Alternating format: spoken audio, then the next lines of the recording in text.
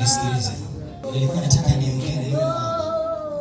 Lakini Mungu nilikuwa nataka nishariki kutoka kwa huyu anaenda kwa yule mama. Wewe mama wewe, nilikuwa nakutembea na watoto wako. Sasa nikamuuliza, yule ni nani yako? Yule ni wifi yako. Kwa sababu nilikuwa naona kwako. Nilikuwa naona kuna aina ya roho ambayo matatizo yalikuwa yanafuatiliwa yule. Ni kama na wewe anakufuatilia. Wewe sisi sana. Kuna matatizo ambayo nilikuwa naona kwa huyu. Nilikuwa naona mshahidi pia kule. Lakini kuna jambo ambalo nataka kukusaidia. Ndio mambo nataka kukusaidia. Ndio vizuri. Ninaona nguvu sana. Kuna kitu kilichofanya nikuambia kwa sababu kuna hali ya maisha nilikuwa naiona. Kwa sababu mmoja wapo kukuita mwanzoni mbele kuja. Kuna kitu kama na kwenye eneo la kile kitendo cha ndoa, nguvu zile. Kitendo cha ndoa. Nisikilize. Sababu ya kukupitisha mbele mara ya kwanza kwa sababu nilikuwa nikikuangalia wewe. Unanielewa? Nilikuwa naona hivi, ninaona chumba. Sawa. Lakini nilikuwa nakiona chumba kimoja. Sawa. Nilipokiona kile chumba kimoja nilikiingia kule ndani. Nikaona kitanda. Chumbani. Sawa? Picha ya ajabu iliyokuwa inanipa shida.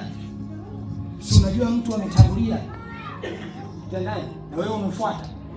Ila akikusogelea, akitaka kufanya chochote wewe unakuwa mkali. Yaani wewe unakuwa utaki. Si kweli? Kwa sababu nilikuwa naona hivi mahusiano yako sio vizuri yataharibika kwa sababu moja, kwa sababu ya hichi kitu. Wewe kuna wakati unakuwa utaki. Kwa nini? Ni ukweli wewe utaki. Unakuwa kwa nini utaki? Ujielewi. Unajikuta tu unakataa. Afu baadaye tulikuwa tunasema kwa nini unakataa au una kawaida tu.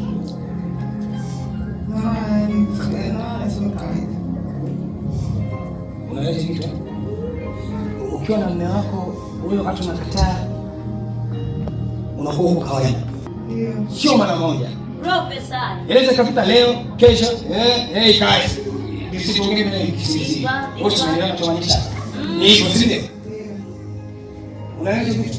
Profesa. Sio kitu cha kawaida. Kuna nguvu ya giza. Nisikilize dada. Kuanzia leo Mungu anaifungua ndoa yako.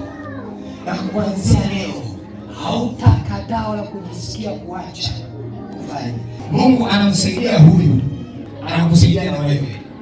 Lakini Mungu anasaidia uchumi. Uchumi wa wewe na mume wako. Uchumi wenu Mungu anawasaidia. Akaongeza. Unaendelea vizuri. Mungu ataongeza uchumi wenu. Na Mungu atakung'arisha tena. Unaendelea vizuri. Ile hali inayokufanya wewe ukatae sio ya kawaida, ni ya kishetani. Kwenye uchumi ni ya kishetani. Kama kuna connection na yule mwanamke, manake ni nguvu ya giza. Kuanzia leo ndio mkono wako. Nyosha mkono wako kwa kufunguliwa huyo hapa. Kama unaamini Mungu anamfungua saa hii, nyosha mkono wako. Sema afunguliwe. Afunguliwe. Fungua kwa jina la Yesu. Nasema wewe pepo. Wewe chini baba. Roho maskini ayaondoka. Fire! Fire! Fire! Fire! Fire! Nasema kuanzia leo hatakuwa hivyo tena. Uchumi wake utafunguliwa. Umeme utarudi kwake. Utarudi kwa mume wake. Watakuwa vizuri.